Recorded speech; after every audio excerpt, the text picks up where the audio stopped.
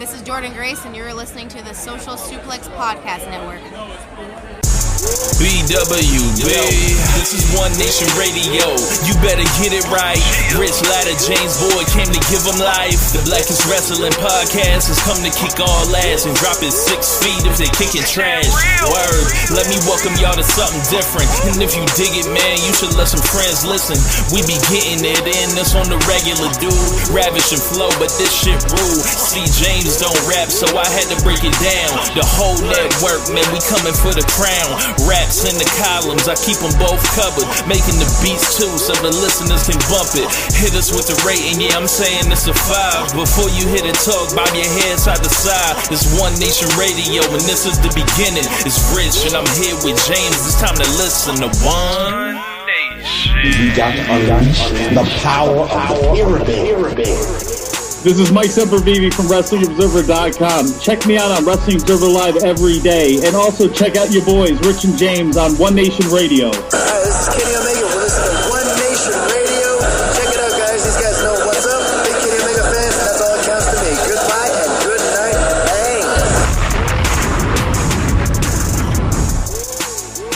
Hey folks, welcome to this week's edition of One Nation Radio. I'm James Boyd, and here with me I have Rich Latta, aka Bruce Lee, aka Bruce Leroy, because black and Bruce Lee, that makes you Bruce Leroy too. So it's True. a double. It's a double.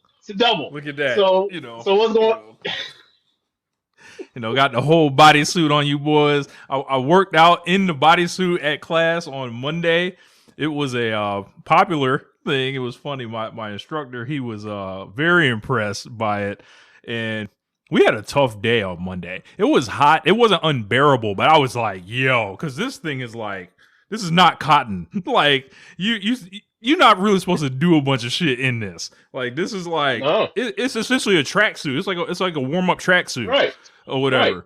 Yeah, you thought Bruce was doing that for fashion, or sorry, for fashion? Nah, he was doing that for discipline. Like, I must also, Yeah, kind of clean though. My had to just wear this randomly, outside at a certain point. They were like, "What's wrong with him?" What's funny is like we're old enough now. We at a certain point now where like you come out there in yellow and black, and they'd be like, "Oh, they don't think Bruce Lee would be like, oh, you're Beatrix from Kill Bill instead." He's like, "No, like." Bill, the Kill Bill fit was tribute to the Bruce Lee. Now we so old now that people ain't realize. Well, who's Bruce Lee? Right. So yeah, that's gonna happen. And eventually, somebody's gonna do that. Kill Bill now at this point, that's 20 years now. Yeah, it is. Yeah, and that's wild to think about. But yeah, we are live again. Dual simulcasting. Yes, dual simulcasting, whatever that means. So I'm assuming it's running through YouTube and Twitch. Correct. Okay, I will make sure it's not USA Network and TNT. That's all. No, right? But yeah, man. So it's Halloween show, so I had to come with the fit. I try to have a little fun for y'all. So it looks like James may be dressed as what's her name? I'm dressed as no one. I'm just merely wearing an Arisa Nakajima shirt. That's it. James is Arisa Nakajima. Yeah, look just like her, right? Yeah. So. But yeah, man, where do you want to start today? Oh man. Well, it is Angels Night. You remember the movie The Crow? Vaguely. I've only watched it once, and it was years or decades ago, actually. Oh, okay. So The Crow is kind of a cult favorite. It was one of my Devil's Night, excuse me. And it had Brandon Lee. Speaking of Bruce, Brandon Lee died on set apparently, and someone shot him with a blank or whatever, but they replaced the bullets. Alleged. That's the rumor. Of course, in the 90s, you can say anything about how somebody died, and you just believe it. It becomes a myth, a legend. But the movie The Crow is basically where Sting gets his whole shit from.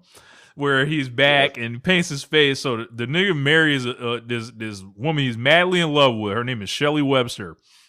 And and somehow like some thugs just rough them up on their wedding night. And their wedding night was October 30th, which is Devil's Night. And I think it takes place in Detroit, if I'm not mistaken. Bunch of like burning buildings and abandoned shit like that. So they fucking kill them both on their wedding night, right? And they die, but somehow this fucking crow finds this guy and like basically like resurrects him essentially, and like basically starts like cawing and hitting the gravestone and breaking it, and he gets out the shit, and then he brings it back to life, and he's walking around like, oh my god, like, and he's like shaking and shivering, and he doesn't know what the fuck is going on. He has like no strength, and it's raining, and it's at night. And then all of a sudden he starts like basically like adjust to the environment. Then he figures out I'm invincible or whatever. So what does this nigga do? He's like, well, it's time to serve me some vigilante justice. Like, and he hunts these niggas down one by one until, you know, they loop back into this other story. But this nigga's doing like unbelievable feats. Like, this nigga's getting shot in the hand, all of a sudden holding that bitch up, and then it's a big ass hole in it, right? And then that shit just closes. Like, he laughing at the nigga. Like, he there was this one part where he's I think it's this dude named Tintin or something like that. But he likes the knives, and he be like doing all this shit. Okay. So I think the nigga, the crow, like throws them shits at him like all in one. The nigga was out here blowing up pawn shops, making them explode while they're on fire. Bro, you gotta see this shit, bro. Like, it's insane, bro. And then, like, you know, it's there's a cop, there's like a little girl. He's a good vigilante essentially, but he comes out and gets revenge on everybody that fucking killed him in the love of his life. And he goes back to the scene of the crime, and he can see like where the chalk outlines are, and you got to see the fucking special effects. They are ridiculous. They look ridiculous at this point, but it's a really fun movie. It is a really funny movie. I've always liked it ever since I was a kid, but then at the end, like, there's this Chinese lady, and she has an obsession with people's eyes. Like, she be like having the crow hunt people's eyes and take them, and she just collects eyes. It's weird or whatever. And then there's like the big evil guy. He has like super long hair or whatever, and he ends up fighting the crow at the, you know, ultimate scene and all that. But like, it said he was with the chick that collects the eyes, but it was implied they were brother and sister. It was weird, bro. Like it was weird.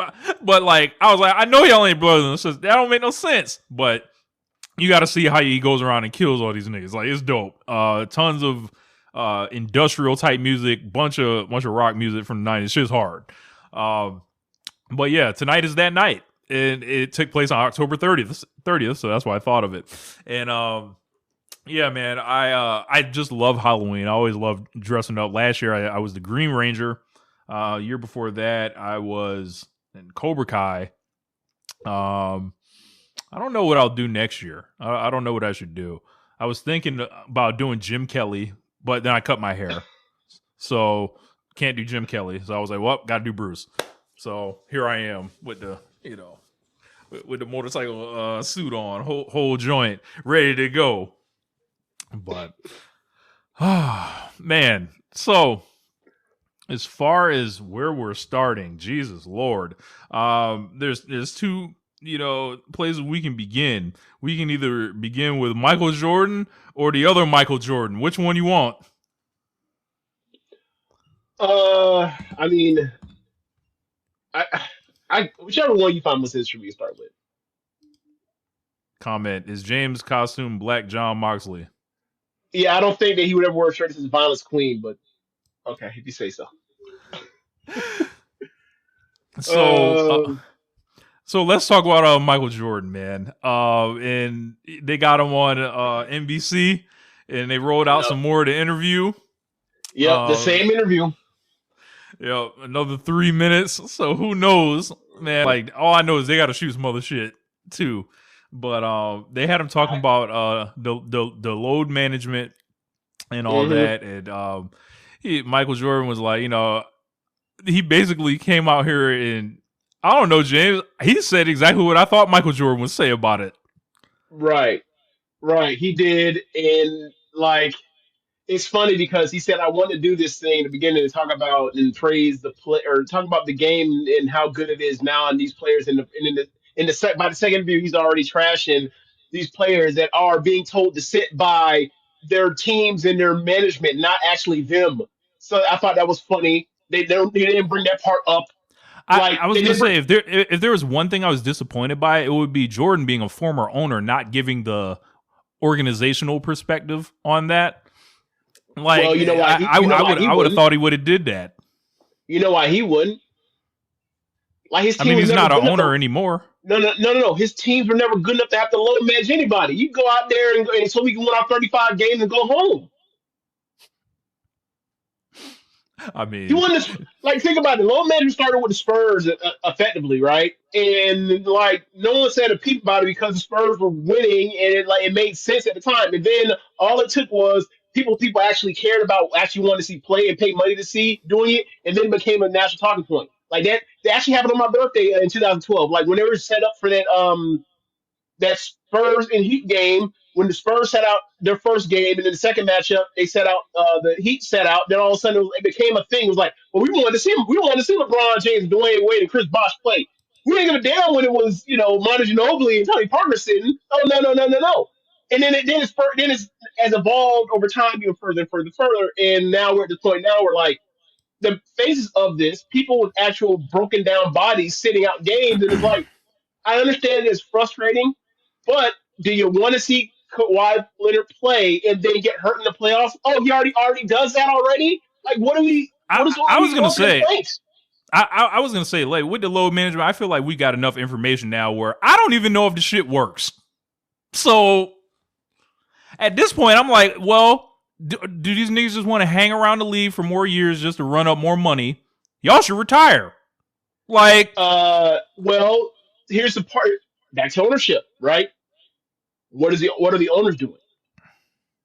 Do they want these guys to retire, or do they line up to pay them all this money every single time?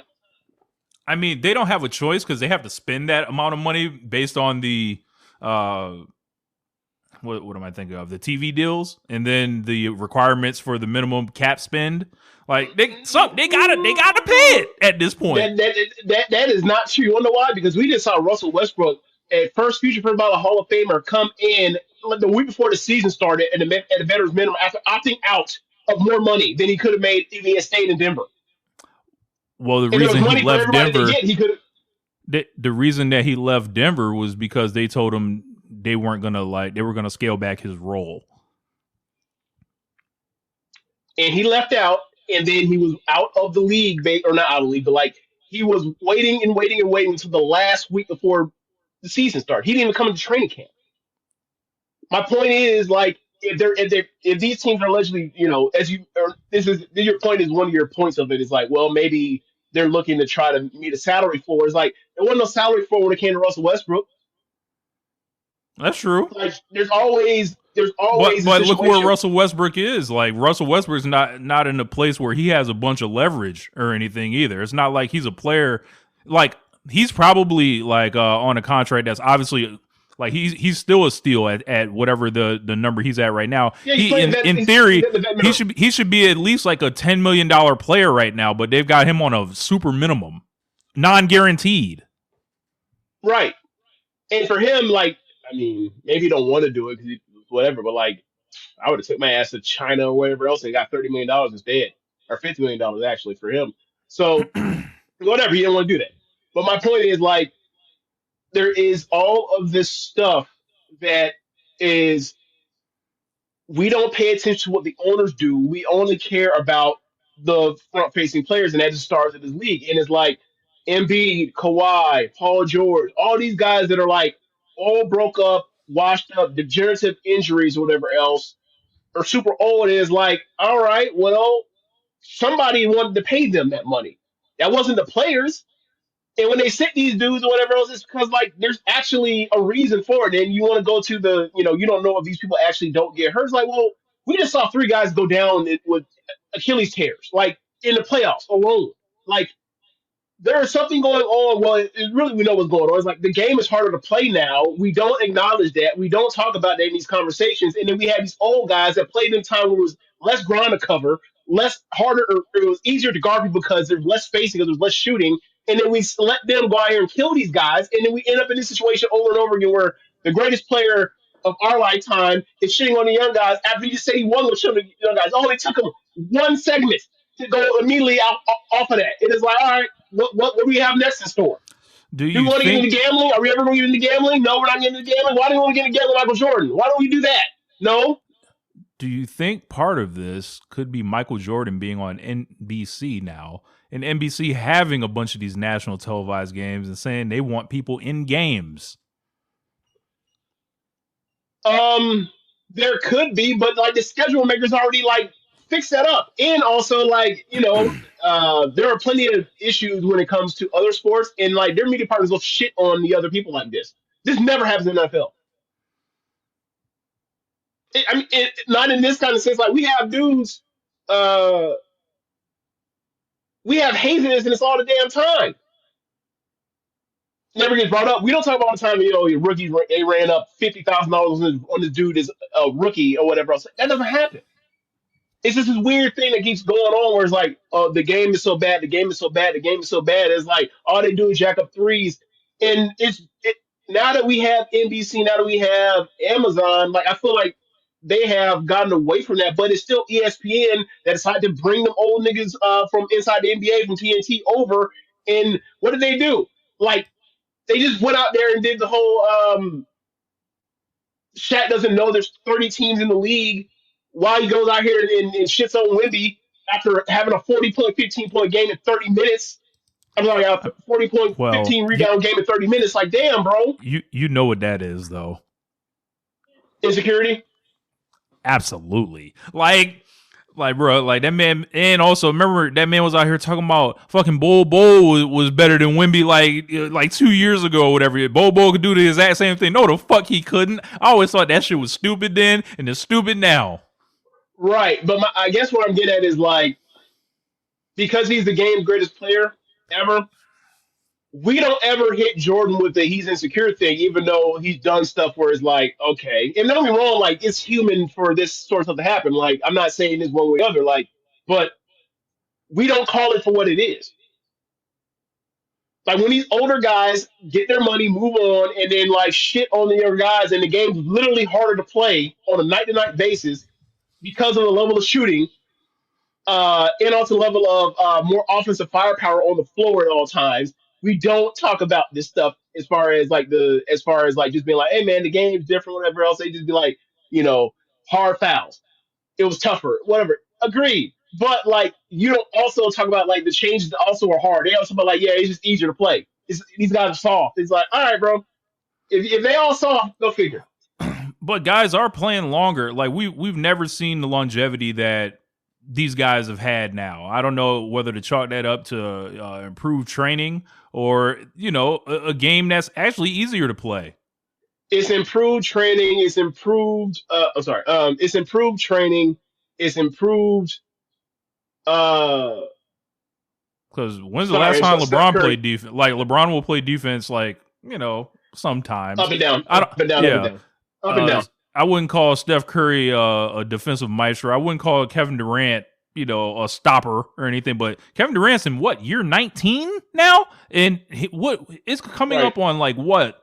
It's like more than half a decade since he tore his Achilles and just came back. Yeah.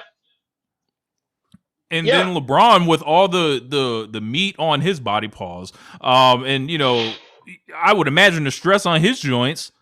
He's still, he hasn't played this year, but he's still an active player. And I'm like, well, yeah, it just feels like, all right, there are several conversations to have, but like, I feel like it's a combo of everything. And then I feel like there's anti-fan stuff with like the All-Star game and different stuff like that too. And I don't know. I got nothing for you. Look, you're absolutely wrong with the All-Star game. They should play hard. They don't.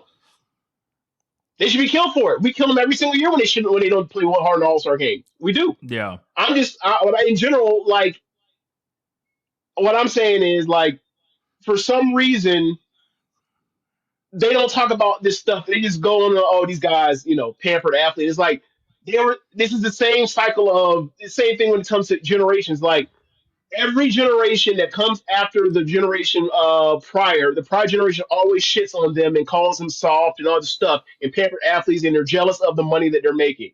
It's happened. It's happened time after time in every single sport. It always happens.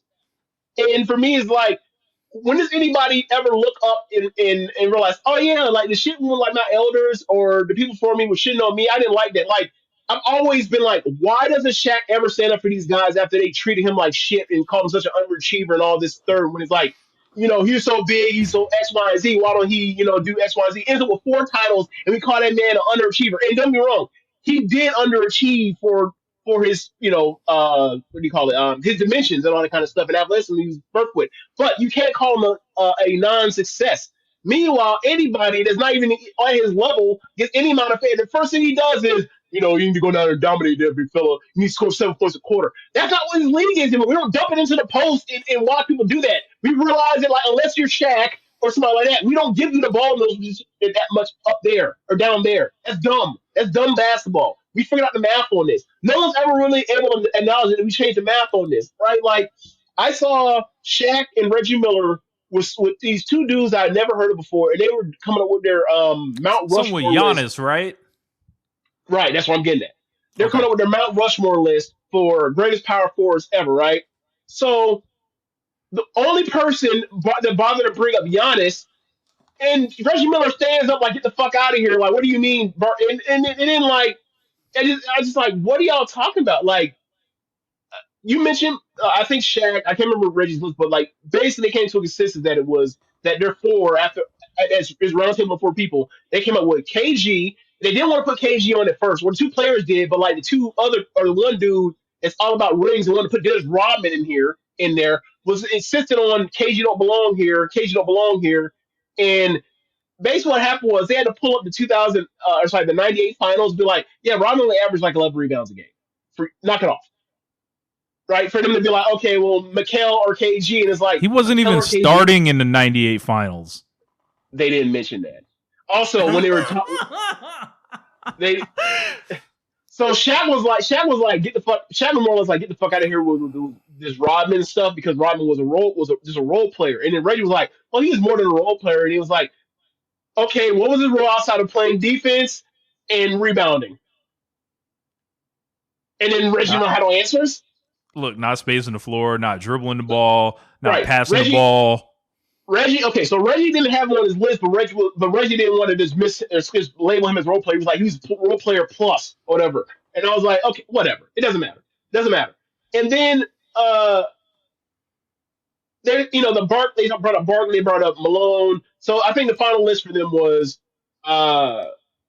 Duncan, which is debatable because he played more center than he actually played power forward, but because he started in the league as a power playing next to Robinson, then like they're going to pretend like they're both not centers, even though their games were exactly the same, basically. All right. So they had Duncan. They had after debating, the 4 spot went to KG, and then Barkley and Karl Malone got in there, and I'm just like, there's one dude in here that's like vehement about championships.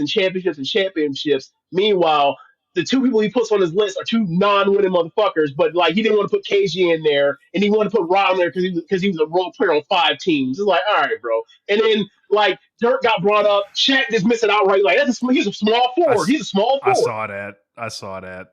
Look, man, they're gonna have a tough time. There's no doubt Giannis should be on there. Like, there's no doubt. So check this out.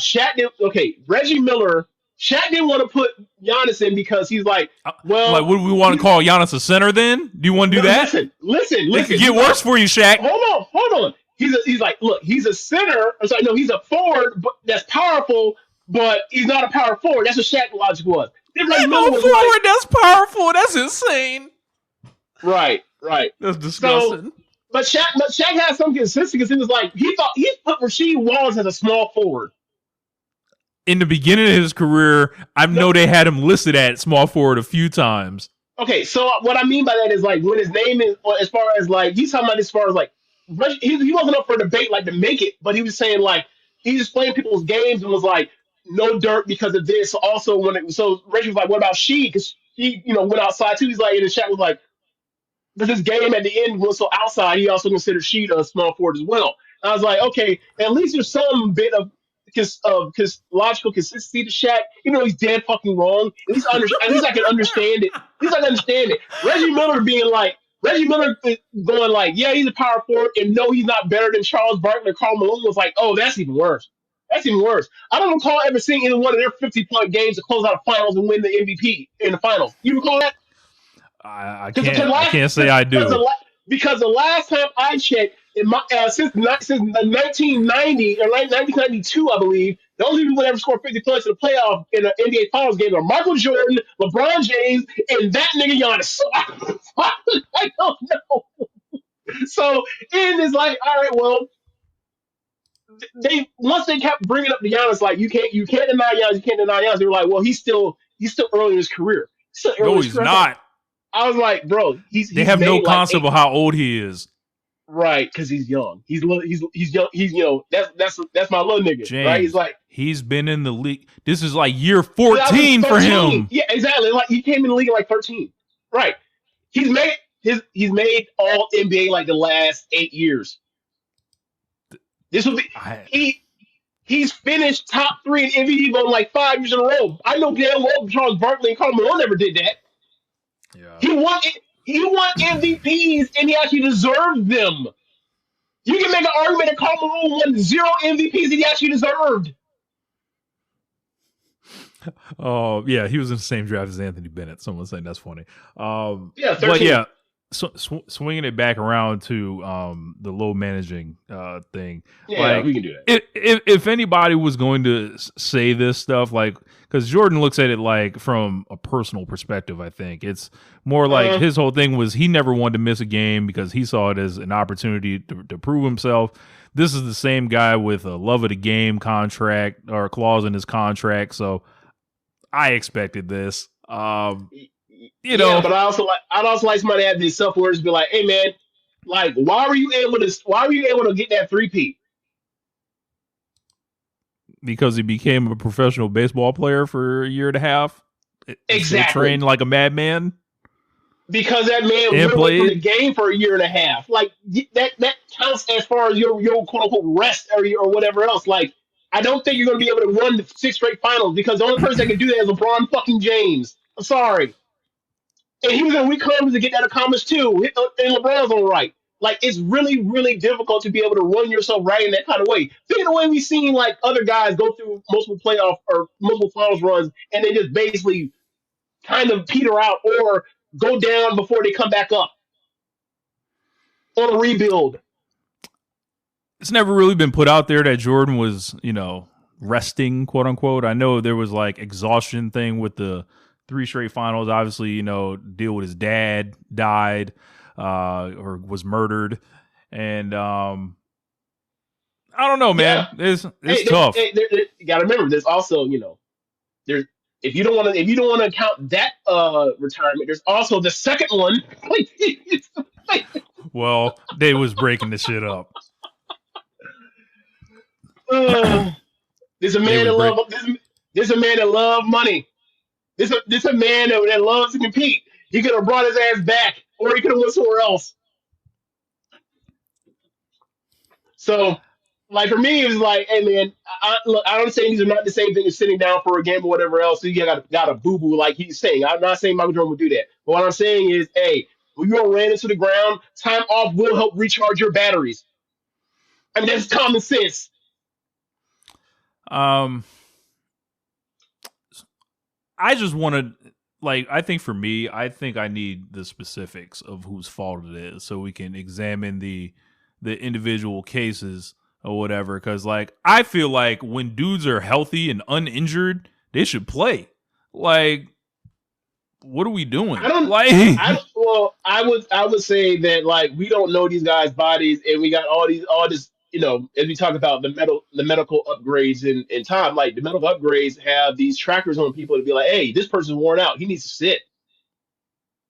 Like it's like, hey, your body or your tissue has basically like the Gatorade cup next to you. We can fuck around and play this too far. And don't be wrong, like there are time of high leverage moments where like you gotta play, right? Like the Halliburton thing never happens if that was just a regular season. They would have sat him down. But it's the finals. He wanted to Game play. 7, yeah, It- yeah, right. What I mean, like the injury happened in what, like game 3 or 4 or something like that. something like that. Yeah, Yeah, like so that's understandable because that's high. That's the highest leverage you can possibly get. And then unfortunately that's happened. But like that's a trade off you will make a million times out of a million times. No one's gonna be like, damn, you should have set him down for 6 months or whatever instead of game 7 of the final. No one's doing that. But these are all these moments where it's like, hey man, these guys got something to play for at the end or come June or whatever. So you send people out in these situations. That's the most common situation when we get to these things when it comes to low management. Is like, hey, this person a little worn down. This person's got some type of nick that he could play through, but it's some game in March, and we're already in the second or the last third of the year. We're trying to get to the playoffs and win. Is this going to make us better come May? That's what it always comes down to. And then people will be like, oh, low management, and then what happens at the end of their careers? No rings, loser. I mean, it's damn if you do, damn if you don't. Oh, But I will say this: you don't get no bonus points for saying, yeah, that person lost and never made it to the finals or whatever else. We never won a title, but he did play all 82. No one ever says that. No one ever gets credit. John Snyder never gets no credit for playing 82. I think he does because they always talk about how he was this Iron Man, and so was Karl Malone. Really, them niggas never miss no games. Okay, so I'll say this: That's like the one positive thing you can say about the Jazz. You can't do nothing else. Like, look, you want to start talking about Karl Malone? That's why. No. So that's why I'm like, hey. Look, as far as them as niggas far was as available. stuff, That's it. That's the as best far- thing I can say about the Jazz. They were available. as far as point guard all time list, whatever else for John Stockton, yeah, sure. Like the longevity is the thing that you want to compare him to. Like if you want to make an argument against him or Kidd or Nash or Chris Paul, whatever else, sure. But outside of that, yeah, the people shrug because when you go to Karl Malone and say he played them games, yeah, he played them games, and why you let Michael Jordan throw the ball out of his hands? Right? Well, Why do you sucker into all that dumb shit with Brodman? Like, was he too? You know what I'm saying? Like, that's the first thing. That's not the first. That's in the first paragraph with him before he talk about, you play all these games, Iron Man. It just doesn't happen. Curry Goat. Hey, brother, Karl Malone should have been in jail and not available. Correct. Right. Yes, correct. Well, yeah. I'm trying to think what year that I first found out about. I don't feel like I knew about it until like less than 10 years ago. Yeah, I remember thinking, okay. I remember hearing about Cheryl Ford when she was on the Detroit Shock. And that was like in But Cheryl Ford's 2004. not right. But Cheryl Ford's not the daughter. It's not that child. That's a different. That was the first time I was made aware Malone even had a family. Like that was so. Right. But yeah, man. I don't know. Like I like to like guys to play. If they're hurt, it is what it is. It's an evolving thing. Like I think Kawhi Leonard's situation and Joel Embiid is different than I think what a lot of people get upset about. I don't know if I think I've come around more on Joel Embiid because I feel like that guy wants nothing more than to be on the court and available, but his body is saying no. Like he's being betrayed. I never understood why people were ever mad with him. Like he got drafted and had a back injury coming into the league. He had it at Kansas. The reason why he wasn't that good at why he didn't like. Well, you got to think about this. The Sixers, and they drafted all them niggas. It was an entire process thing. They was taking all these niggas that either was not playing a whole year, they was losing on purpose. It all got wrapped together. This is a bullshit organization. What they're doing is against the spirit of the game. There's a lot in that. Yeah. But I'm unpackaging all that, which is correct. I'm talking about specifically about Embiid. Embiid got drafted, and like he did not play all the time at Kansas because of his back. We knew he had back. We knew before he came into the league that he was going to have issues. He didn't play the first year, right? Like that, they called him. They nicknamed him the process because of that. So like First 2 years, right? you're right. It might have been the first 2 years. Yeah. Instead of just the first year. So like when it first happened, it was like, all right, like I just do not see the Embiid thing the way I see the Zion thing. The Zion thing is, hey, this is a guy that has a body that he's a football player. He's built like a football player that's playing basketball, and there's no way he's going to end well. But like, it's not the same thing where structurally, like there was a problem you knew going in with Embiid. Like the Zion thing is like more frustrating because like, well, if I'll say you got to tell him to atrophy his body or whatever else to see how it goes after that. And then if not, then you got to tell him to put the muscle back on, and then you rock it till the wheels fall off. They never tiptoe. They kept tiptoeing and not being cute, never figuring out what to do with his body. And Embiid was like, oh, he came in the league broken. Then Ben Simmons, I think you got to add in there, which is a whole nother thing. The Ben Simmons thing. You talking about late or early?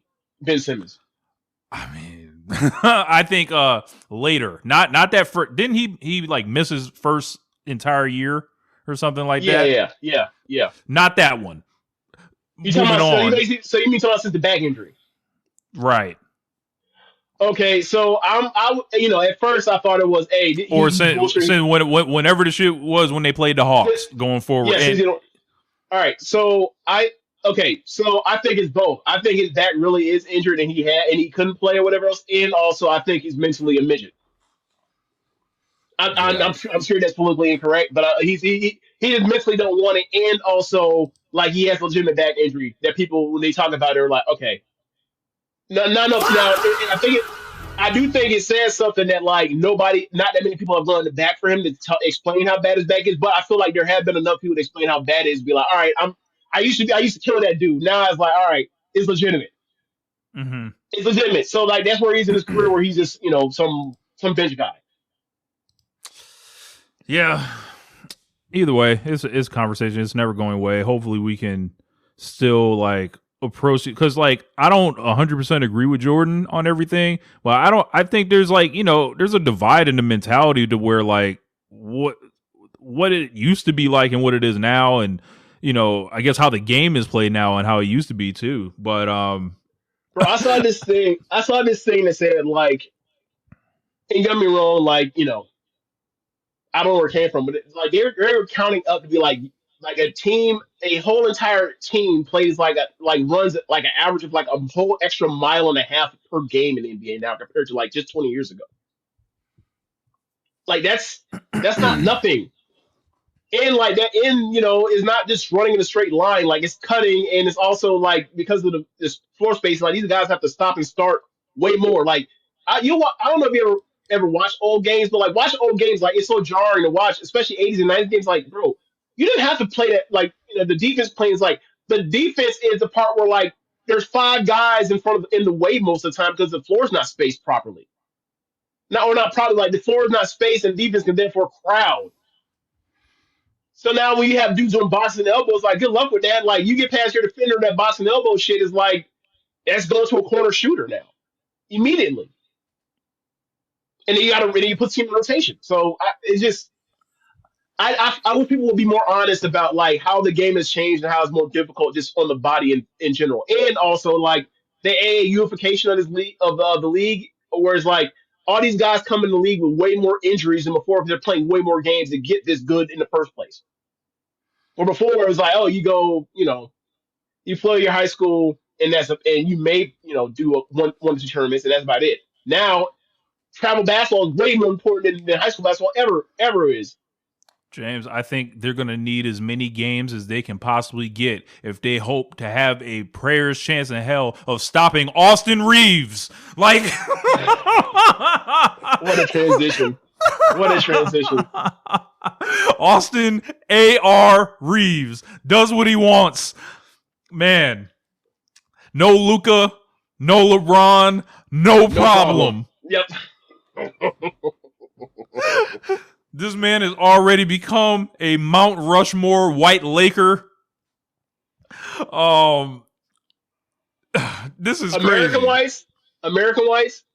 Yeah. Okay, you got Blotty and that kind of in Luca, so it's You know. But yeah, man, this is something. Because I was in you got to trade Austin Reaves camp over the summer, where it was like that seemed like the only move, but once like we got the dominoes falling, like to where LeBron didn't get an extension, and they were like, nah, that's it, pretty much. Like, come back, get your last year, and then holla. Combined with this play of Austin Reaves now, oh my God. I feel like the Lakers have to re-sign him. Well, yeah, I mean, it made no sense not to keep him to begin with, given just the age differences. And I think there are a lot of people that are still skeptical of this thing. That's like, well, it's been 3 years. We're in year 3 of him being a good NBA player. Like, y'all got to knock it off. Like, the league would have figured him out by now if this was a fluke. You know what I mean? To be fair, he did not look great in the playoffs, and he got kind of locked up, and it didn't look good for him in the playoffs. And you already know how that goes. He's getting picked on. I was saying you already know how that goes. Like, the third best player on a LeBron team is your fault. Like, so he was wearing that. But he went to the summer, apparently had a great summer. JJ Redick was like, yo, you gotta, like, you're not like the undrafted guy anymore. Like, you're like, that shit's over now. Like, it's time to like become, a real one, essentially. And the way this nigga started the season, like, Jerry West numbers, James. West numbers. So you mentioned the playoffs, and it was like they traded their size away to get Luka. Like, of course they weren't going to do well in the playoffs. Like, I know, like, me and you didn't think they were going to do anything. We thought they made one around, and that was it. And it just comes down to, it's like, yeah, you can get away with the small ball shit in the regular season, unless Minnesota you got was a like terrible matchup.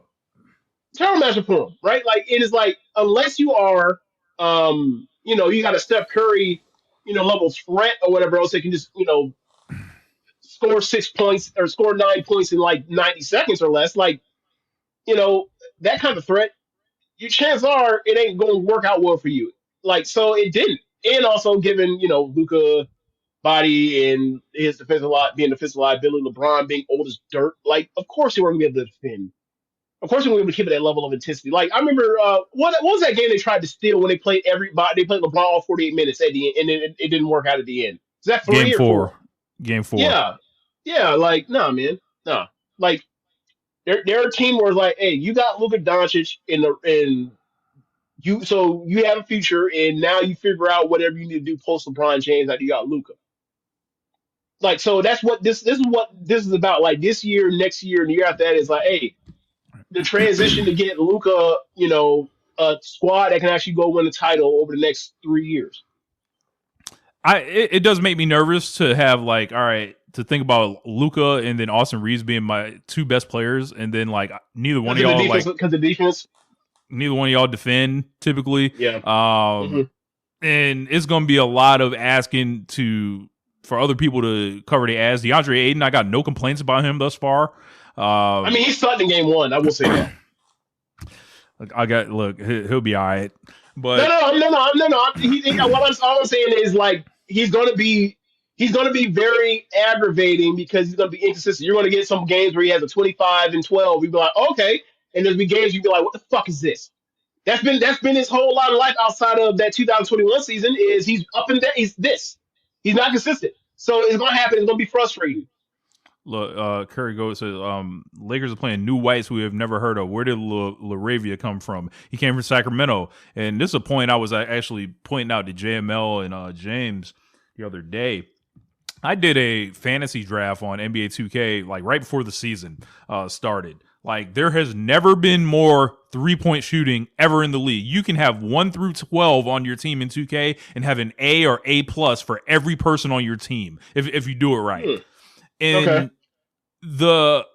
what I'm looking at is the dearth of white forwards and guards, and, like, I'm talking about twos, threes, and fours all over the league. There's way more than you think, and they can all shoot threes or whatever. And I don't know if they much else about them, but like they're like 6'7", 6'8". Some of them play power forwards, some of them are guards, and it's like there's a ton of them just hanging out on rosters that we don't even really know about. Like they're like the seventh man or whatever. It's a bunch of Sam Deckers. A bunch of Duncan Robinson. Who's a nigga on the Celtics? Who's a nigga on the Celtics? Hauser. A bunch of Sam Hausers just hanging around. And here's Jake LaRavia now. I got one for you. So you're saying these are the sons of Keith Van Horn? That's what. Fuck you for not laughing. That was funny. God damn it. I mean, look.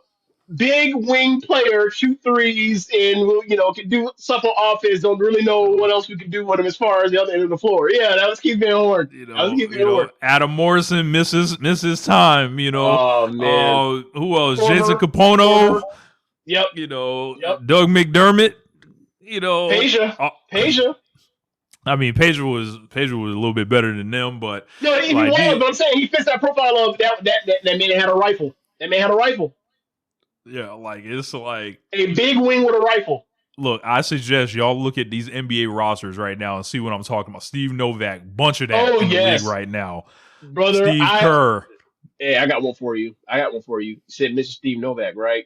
I don't think I saw Steve Novak play another NBA game after that 2012 first round versus the Knicks. They erased the Heat. I'm sorry, versus the Heat. The Heat erased him, and I don't think I ever saw him again. Well, yeah, there's a ton of these boys all over the league, like, and it's pretty interesting. I wonder if that's a function of how like the game is like changing. Like, is it because they got a guard too, right? Yeah. Shooters at a premium though. Shooters at an absolute premium. Yeah.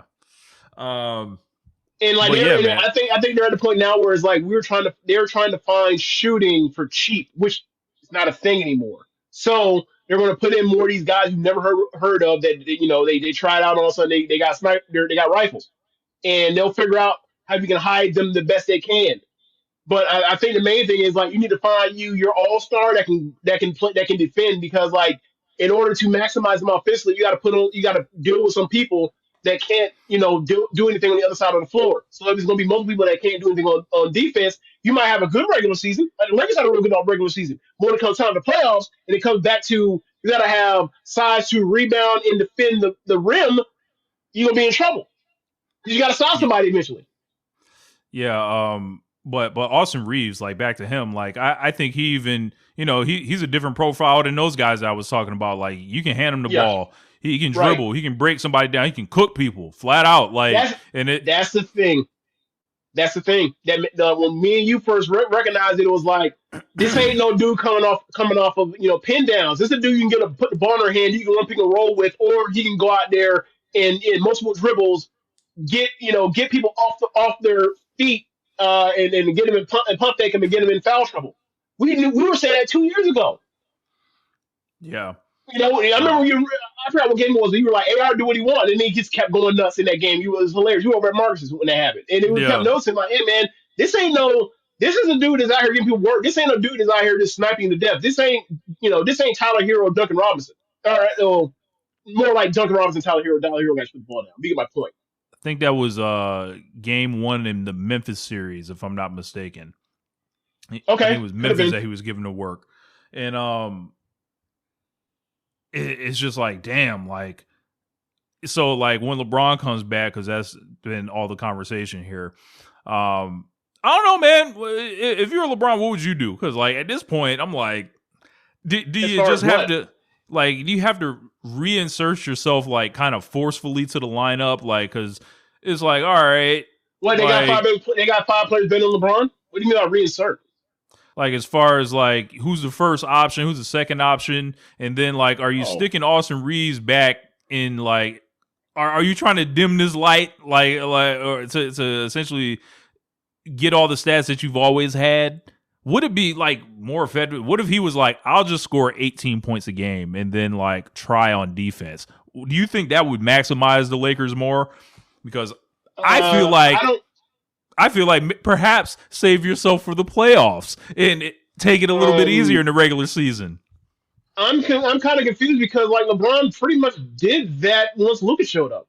Like he started playing defense and like he wasn't on the ball as much. Like he was secondary ball handler on the team. Like that actually happened last year. So like did you forget? Or is it just like we gotta stay on LeBron? I don't know what you're doing. No, I'm just like, I feel like Austin Reaves is elevated to the point where it's like sticking him in the corner feels like malpractice at that point. At this point, he wasn't stuck in the corner. He wasn't stuck in the corner last year when Luka and LeBron was there. So why would he stuck in the corner now? What I'm saying, like, he's a priority now. Like, it's like, all right, you gotta. It's not clear Luka and LeBron off and bring him off the bench. It's not none of that. Like, it's like, wait, no, they're all starting. Who's coming up? When were they coming off the bench last year? Who's coming off the bench last year for them? Because I say that because of like I don't want them to get the idea of like there's too much, like they need firepower off the bench or something because that's not going to happen. No, that's not going to happen. JJ Redick's not a dumbass. That's not going to happen. That's something a dumb coach would do. That's something like, well, I'm not going to say no names, but that's something their last coach would do. That's not something that this coach would do. Hell, this coach wanted to play them all 48. Like the playoffs last year. Remember that? You ain't got to worry about that. No, man. Now, what was I going to say? Now, I would say that their number 2 offensive thing after Luka or whatever else should be Reaves and LeBron pick and roll. LeBron as a screener. That should be their number 2 offensive go-to thing when LeBron's back. Yeah. Similar to when they had Caruso, but obviously Reaves is better than Caruso offensively. Yeah, I think Austin Reaves has been a revelation. And it's so fun to like pull up his How old is stats. He's 27 this year. Okay. So perhaps we're at his peak. So I've enjoyed collecting the Austin Reaves factoids, as I mentioned. 40 points and 10 plus assists in a 3-game span. Only Jerry West and Austin Reaves have done this. As a Laker players, or ever? As a Laker, yeah. Okay. In NBA history, the only players that have 25, 15 assists in a game-winning buzzer beater in NBA history, this was Magic Johnson in 1989 versus the Suns, LeBron James in 2018 versus the Wolves, and Austin Reaves Wednesday against the Wolves. That's funny. Yeah. I think Kenny Smith trying to say he's like some Jeremy Lin shit is fucking ridiculous. That's where that was another thing where it was like, that's so belittling. It's like, look, man, Jeremy Lin was, that one year was a legitimate, like, really good player, play like an all-star for a month when he had never done anything like that before. And then, they gave him that, he got to Houston when they gave him that poison pill deal, whether it was get him out of there as a restricted free agent with the Knicks. And it's like, okay, I get it. But, like, they traded for James Harden and they immediately were like, oh, never mind that plan. We got a much better plan. We got James fucking Harden. Like, Austin so Reaves, the way I got another one for you, James. Austin Reaves is the first Laker to start a season with 5 25-point games since Kobe Bryant in 2005, or 5 straight 25-point games since Kobe Bryant in 2005. So like back to the Reaves and Lin part is like, yo, bro, like as we were talking about with like the Shaq and inside the NBA shit, is like these dudes ain't paying attention. Like I guarantee you ask them, hey, the Oscar Rangers averaged 20 points a game last year. I guarantee you they're like, nah, he did. He literally did. I guarantee they don't know that. Like, so when he becomes an all-star this year or whatever else, or potentially becomes an all-star this year or come close, like I don't want anyone to be shocked. Like this wasn't some overnight sensation thing. Like he's been a good player in this league for over 2 years now. I don't know if you can see where I'm holding up, James. That is Austin Reaves stats and Shea Gilgeous-Alexander stats. In a much more ethical fashion. Kind of. Slightly more ethical. Slightly. You're gonna give him the little Laker bump over on this side, No, you know what I'm saying? Like Reaves, look, let me wrong. It's not as bad as like the worst I've seen from Shea, but like, Reaves will quickly give you a trying to dribble in that head, bop back. That he do that shit. He does do that. Absolutely. Yeah, man. I don't know, man. I might have to get an Austin Reeves jersey, man. Might have to do it one of these days. Before the Luka jersey? That's 77 ugly as fuck, dog. Man, that's nuts. That's nuts. AR, it came out the long way, undrafted. Hey, the foreign man got to work twice as hard. America, the American white. Rich, I was listening. So hey, I got James. I just got one more thing before you do that. Right. So, with Austin Reeves doing all this, I know we all looking at the calendar, right? It's 2025 right now, right? Where are the Olympics in 2028, James? LA, right? Yeah. Austin Reeves, be there. Austin Reeves, Team USA, be there. We normally keep tabs on it and talk about it, but it's gonna be interesting to see what that team is gonna look like in 2028 because Los Angeles is own. Brother, how do I say this? 2028, it might not matter. It might not matter who we bring over there. You know why? Because they finna have a. They got Wembanyama. Yeah, Wembanyama. Like, you beat me in Paris, I'm finna beat y'all in LA. Bro, do you thinking about that now? I remember watching that game, right, and saw how he was crying. He was walking off the floor. He's all sad and shit. I was like, damn it, this is part one of the fucking 10-part documentary. God damn it. And then he whooped the world's ass for the next 2 decades. Right. You be like, this is gonna be the low point that you get before he turns up in the documentary. When they do the last dance on Wembanyama after he wins 8 titles and shit like that, this is gonna be like, this was his low moment. This is his version of him breaking his leg. Right. Oh man. So yeah, we should move on, man. Real quick about Reaves. Yeah. The 2028 team, it's gonna be really weird because Tatum should be on the team. Is he gonna want to? After what happened? If I'm him, he sat his ass down? Look, after this torn Achilles, I've already won. Y'all disrespected me. I'm never showing up for TMUSA again. It's so funny the people that go to bat parents about the disrespect. It's like, bro, you couldn't make a basket outside to paint the whole Olympics. We saw it. We such you. You mad at us when you struggled? This is a you thing. This ain't an us thing. If you had played better, you would have played. Look, got to be on the court to miss. My point is, when they put him on the court, he was missing. That's why they took his ass off the court. We don't have if he had played, you wouldn't have had that gold medal. Nope. You would not have the gold medal. Thank God for Steph Curry. Look, man. That whole shit was LeBron, Durant, and Curry. Look, that would have been real embarrassing. He'd be like, we're not gonna let Jason Tatum fuck this up. Get out, sit, move, go that way. But yeah, man, it's gonna be weird. It's gonna be weird because there are a lot of guys that are they should be on the team. Are they gonna be on the team? Would they play well in international competition? Donovan Mitchell, perfect example. I don't know how you would play international ball. Do you? Has he played on any FIBA teams? Yes, and they lost in 2019. Austin Reeves was there, or 2021. There was one. It was one of the world championship teams. Ant was on it.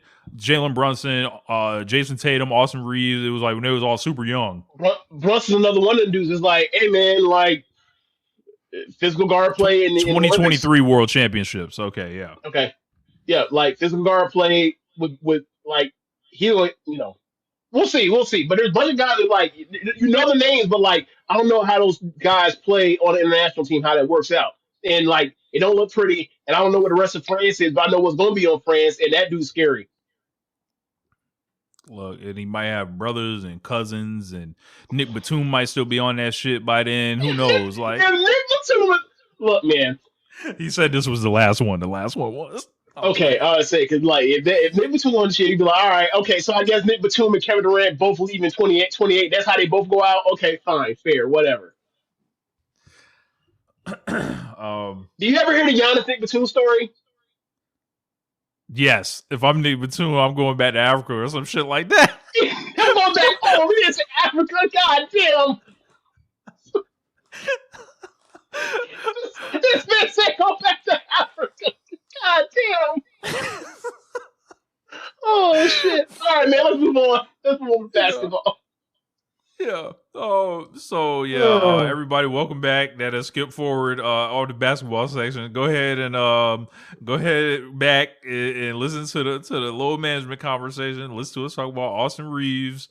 And now you caught back up. So, yeah. So AEW last night, it was the what was the shit called? The Fright Night. Fright Night. Joint. Yes. And, yes, because Halloween Havoc is owned by WWE. Correct.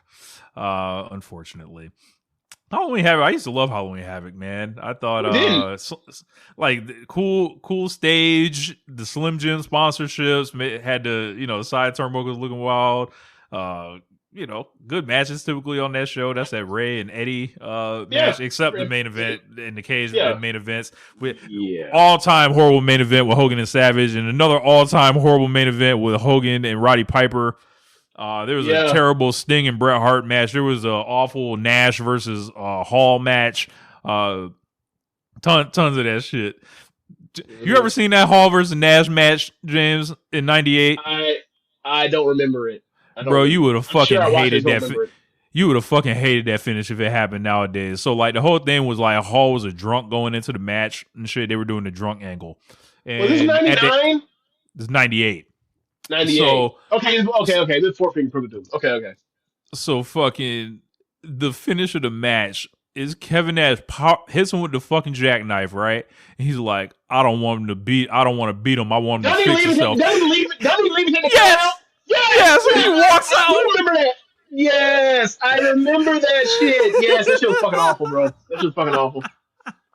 I have blocked that out my memory, and then when he said, like, no, I remember you walked the fuck. Yes. Yep. Oh my fucking god. Yes, Randy Savage did break his leg and doing that big dive off the cage in the fucking Piper and Hogan match. Age in the cage, as they used to say. What made it worse is that shit. Wasn't that shit like right after like a month or so, or like when following like really close to Hell in a Cell between Mankind and Undertaker? No, it was a couple weeks after Shawn Michaels and Undertaker. Okay, yeah, that's what it was. Yes, it was after one of the Hell in a Cell. Yeah. But yeah, so AEW this week we started, and it was Halloween night. They started with the Trick or Treat Tornado tag match. This was Darby Allin and Orange Cassidy against Wheeler Yuta and Daniel Garcia. I looked at Wheeler Yuta and Daniel Garcia together, and I was like, what if, Chris Benoit and Dean Malenko and the Horsemen were non-threatening? And then I thought to myself, like, oh, these are the two like Danielson guys, and like they're a team together, and they're rivals, but they're team together, and like it's Death Rider's B team. This is where you're falling. Match was fun as hell though. Match was fun. Yeah, they were brawling all over, and ended up with there was a funny line with Danielson saying, Wheeler Yuta was tapping out. He's like, he must have learned that from John Moxley. I ain't teaching that shit. Yes. Brian Danielson dressed as Hechicero, which is fucking funny. So this was cool. Ended up Darby Allin got the win after a coffin drop. And it was like back to back. It was what was it? Not beach break, but he got hit with the Orange Cassidy big move, and then the DDT, the diving DDT. Yeah. Yep, and then the coffin drop. Yep. Yeah, it was I saw this match start and I was like, yeah, man, these are little guys. Here were all four of them in there. Yes. The funny part is that was what was in my head. Now, another part about it, I wasn't thinking they're all little guys. It was like these are all like the four guys. Though you think about it, like once Death Rider started or whatever else, right? Like Daniel Garcia was on the side with Orange Cassidy and Darby fighting for AEW versus Death Riders, and now like Garcia is now with Yuta. It is like they got packed up. And I was also thinking about how Darby Allin was saying he wanted to be down like he was Brandy, but I was like, damn, like it's smoke forever now, but I think I'll always remember that. James, like they almost ran this shit off the tracks. I think they almost ran out of tracks. I think you're just holding on to that too hard. Like he said, because it's basically like my respect for you makes me want to follow you, but like I know what you're doing is wrong, so I wouldn't go down your path. Yeah. Didn't love it, but bro, the Bucks just beat the Warriors without Giannis. What the fuck's going on in Golden State? Like, bro, I've been watching this whole game. You see me make a couple phases over here looking off to the outside. It's because like Steph Curry made like an and one like on a crazy. Where the fuck is Giannis? Why didn't Giannis play? I don't know. He's in street clothes. I know he ain't doing no load management. Right. That don't really jive with him. Right. That like he's in that following like remember Blake Griffin and Westbrook was like that dude always plays and when he plays hard all the time. Ain't no question that dude's effort. That's not a thing. Yeah. So they kind of set this up to where like I started seeing it all come together. I was like, oh, they're gonna do Conglomeration versus Death Riders in Blood and Guts. I was like, that's why this Jon Moxley and Darby Allin thing has continued. Continuing. Mm-hmm. And that's what it's leading to. And I'm just kind of sitting there and I'm like, I don't know, man. Like, because remember when they announced the women's one and then we heard nothing about it for weeks? It was random as fuck. And they didn't have like symbols of teams yet. It was like, oh, we got like the Tekla team, Twisted Sister, whatever they're called. And then like you have, it was Jamie Hayter and one of the person. We were trying to Queen Aminata. That was it. People were thinking maybe Willow Nightingale would get involved. Right. That's a speculation, but like we didn't have anything concrete yet. Like they were thinking Megan Bain, Penelope Ford, and then the Tekla group. Like that was going to be the heel side. Right. And then, maybe Tony Storm. I don't know. Like, right. I had my guess. I had my guess too, but I didn't have. Right, but like it wasn't like in stone. Like, oh yeah, this is definitely set up, and it's like, well, we're like 3 weeks away, or we're like 4 weeks away when that was happening.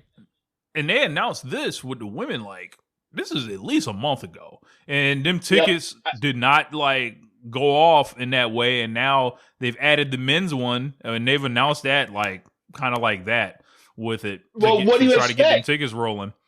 What do you expect? Like when you look at it, when you look at it from a 10,000 feet up perspective, it's like okay, you announce Blood and Guts, and then you're going to use the fallout from the tag tournament, the women's tag tournament, to then fill out the rest of it. It's like, okay, so by the time the tag tournament was going to be done with, but they were already doing.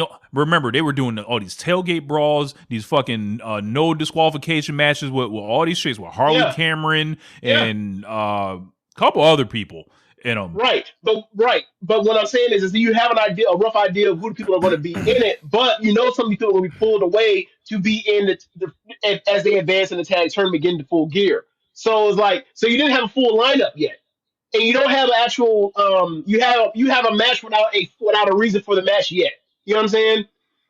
Like you have a bunch of people in the rough alliances, everything, but like you don't really have a reason for them to go in the cage that way. With Conglomeration plus Darby versus Death Riders, you do. No, I think they did. Whole year. I think they did. Like with all those like death matches they were doing, and they were doing like 5-on-5 on a pre-show and shit. That's like where it was like building up. It felt like they had the shit. This is what it is. They had the shit cooking, right? With the bad guy group and all them, and then they had to pause it essentially, and then now they're going to try to like heat it up artificially. It was like, nah, they already had it going, and it should have been earlier or whatever. Right, the women did have a reason. They had. Okay, how do I say this? I just don't. You gotta have. I feel like you gotta have all the teams together before you have a reason. Like, look, you gotta have the 10 first. Like, I get it. Like it's half baked. That's what I put it. It's not fully baked. It's half baked. Yeah, and now it's going to be like, look, I may sound like the bad guy on this, right? But they're about to get smoked. The women's tag titles are a mistake. I'm not gonna die on the hill, but why do you say that? I'm gonna plant my feet over here. Based on what they're already done, or based off of where it's gonna head to. I know where it's gonna head to. Okay, fair enough. But based on what they've done, I think they're not a mistake yet. Look, I saw people freaking out last night when Julia Hart and Sky Blue ended up beating Aminata and Hayter, and the conventional thing is like, look at that side of the bracket. I was gonna say, like, look who's gonna lose in the future. You got the fallout for the cage match coming, and Aminata and Hayter will probably be in that. Right. And if we got to go forward, it's going to be a lot more Julia Hart and Sky Blue than it's going to be Mercedes and Athena teaming up. It's going to be a lot more of that than like they're not winning. They're not winning the tournament anyway, because like Mercedes is paying Statler in their pay-per-view. They got to bounce them out too early. Also, before they get to the final, unless you have Mercedes do double the pay-per-view, I don't think they're doing that. I would say it would be funny as fuck if this were Mercedes was 2 titles. That'd be funny as fuck. She was the tag title, then she was the AEW Women's World Title in one night. Oh, that made me so mad. That'd be so mad. Possible outcome. Look, it also wouldn't be smart, but it would be funny. And also, you can do this. Second match, she comes out in a different outfit. She did costume change, like she's like almost like she's hosting an award show. That would be, they'd be so mad. They'd be so mad. You'd be like, so what are you mad about? You don't like these 2 4-star matches? I think these things are obviously being held for Tony and Mina. I don't think they're actually doing what I'm saying. Look, I could be talked into one root for it. I could definitely talk into the root for it. Yeah. But yeah, like I think. Look, I think these are now going to command a spot on the pay-per-view where the variance of the quality of match could be anything. Let's just say that. And if they don't get booked on the pay-per-view, they're going to get killed. Essentially, like, what do you even have these belts for? And they probably are just going to turn into like what the trios belts are. Like that's my honest prediction for it. Yeah, so because I'm with you. You don't actually have a chance of that happening. And you don't actually have tag teams. You just have singles wrestlers you're putting together. So like, look, man, this is a bad idea. And I'll be the first one here. And when that shit starts playing out, I'm be like, roll the fucking tape. Like, there is no FTR in the women's division. There is no Young Bucks in the women's side. Right. No, like, and it's just like, yeah, we like to see women like more represented on the show and stuff like that. Unless like, that's nice, but unless you invest into it, then no, you're right. Like, unless you're gonna have Mina, you're gonna develop teams like that actually like come in the company together, or that have like gone around the world together and shit like that. Like, it for me, it just is going to turn into a whole bunch of asking questions. Like, and it's like they're like what is the like? That's a great one. Like, look, put Starlight hitting the zoom in. See, like, they're not even an actual tag team. Like, it's like they're in a unit right now together, but it's like, like, say, yeah, Tony Khan loses mind, signs team 200K. That's funny. KG. You want to bring in Chiro and fucking you and make them a team? All right, fine. If that's your team, you'll never get the belts off of them ever. But well, you might be. You'll be able to get the belts on them. You know why? Because it's like, oh, all right, you want to do that? And we'll put Marita and Megan in there. Yeah. Give me the definition. I'm hearing there's 3 real tag teams in the tournament. Give me the definition of real tag teams. Real tag team, I would say Twisted Sisters are a real tag team. Tay J, someone's saying. Yeah, I would say Tay Conti and Anna Jay are a real tag team. I would say that Sky Blue and Julia Hart are a real tag team. I would What say that I would level say of Mercedes. wrestling are we Hold on, talking about hold on, then? hold on. I would say Penelope Ford and Megan Bayne are a real tag team. Those are, but everything else is like thrown together tag teams or that are going to be around for now. Like that's a new initiative. If that's what we talking about, right? What this division is based on, right? These are the baseline people, right? This is the best that we can offer. This is not Tony Storm super team, right? This is not a Mercedes Monet super team, right? If these are day in and day out, I am not carving out space for them on a pay-per-view. Sorry, no. Okay, so I'm with you, but we know those aren't going to be the teams that are going to be on pay per view. We know that. We know that. We know it's going to I be. We know it's going to be Mercedes. We know it's going to be like Tony and Mina versus some other put super souped up tag team. You know that. Or worst case scenario is going to be those two versus like Willow and Harley, and they'll have Willow carry it on her side. was like, the walking pin eater Harley Cameron. She. But look, man, yeah, I don't know. It may be unpopular or whatever. I'm willing to stand here. I'm with I'll you. take I the, feel. I'll take the arrows now. I'm with you. I feel I'm with you on the part where like it's doomed to start, but I feel like they built it well in the front end. On the back end, I think it is. I think it will. I think it will not hold up unless they invest in it long term. Like they got to keep these teams together for a while. So, moving forward, they show Hook entering the building, and I was just like, he talked about, obviously he's an underdog in this match tonight. See, between Lashley, Ricochet, and Joe, I'll be out there with 3 decorated veterans, so sure he'll have his hands full, but he wouldn't want it any other way. His main goal is to pull out the win, earn a shot at the AEW Championship. But Joe, I'll be doing my best personally to make sure you do not advance tonight. But see, you should decide to show the world who you really are, but I already knew. Look, man. I don't know if this is a great night for the send Hook to Africa agenda, because it normally is. Like, I can just normally whatever. It was a four-way. It was a four-way.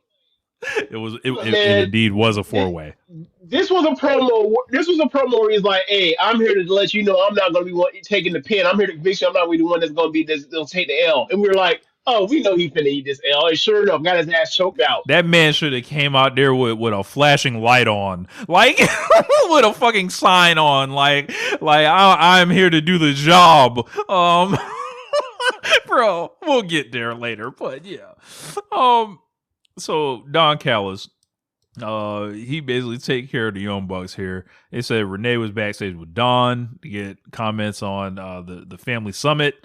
He said he didn't say much before he seen the Young Bucks. He called him over. Matt and Nick came over.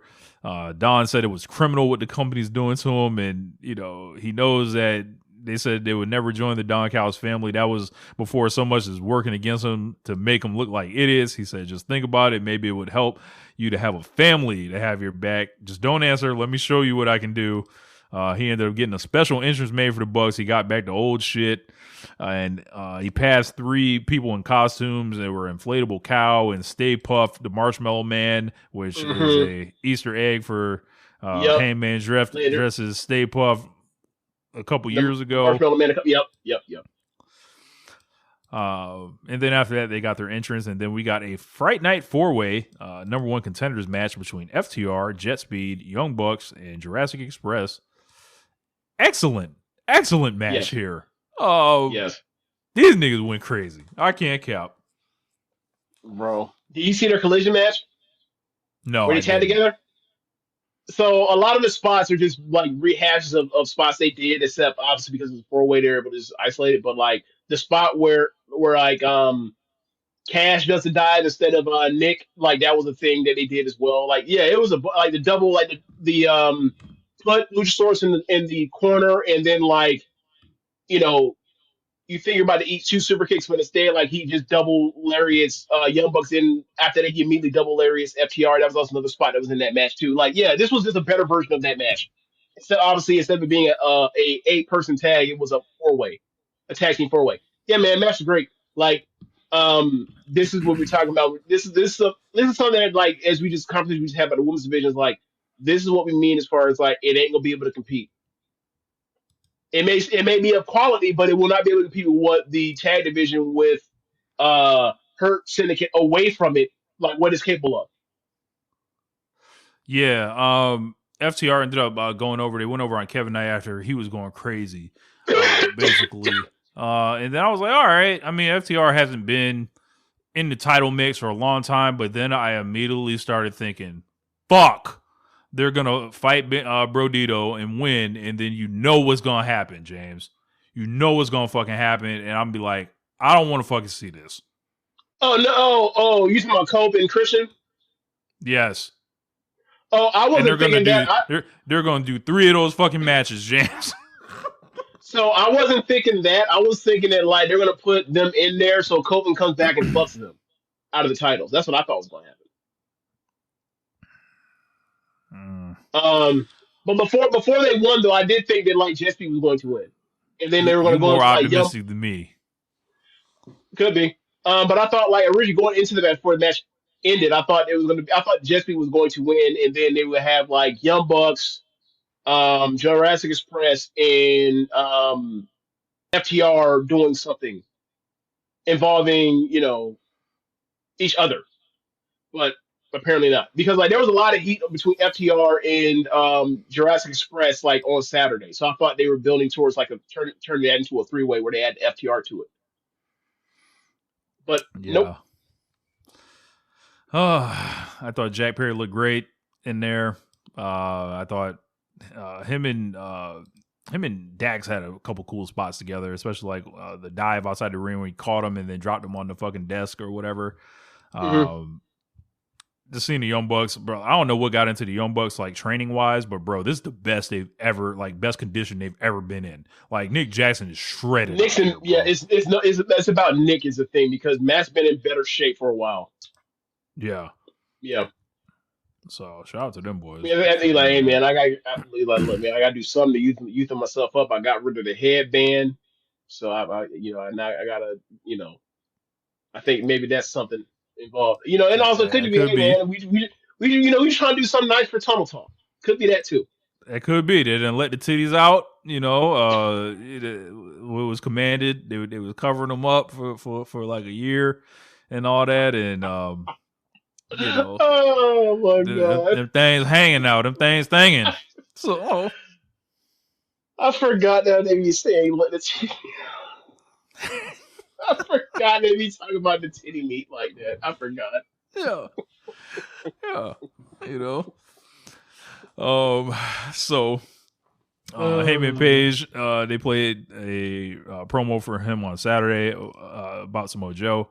They do the Don Callis Family Summit after this, and Don and 100 niggas come out to the ring. All them niggas sitting down, and then you could just see Okada and Takeshita on each side. Or Okada comes out first, and then Takeshi's music plays, and then he gets his own entrance. No.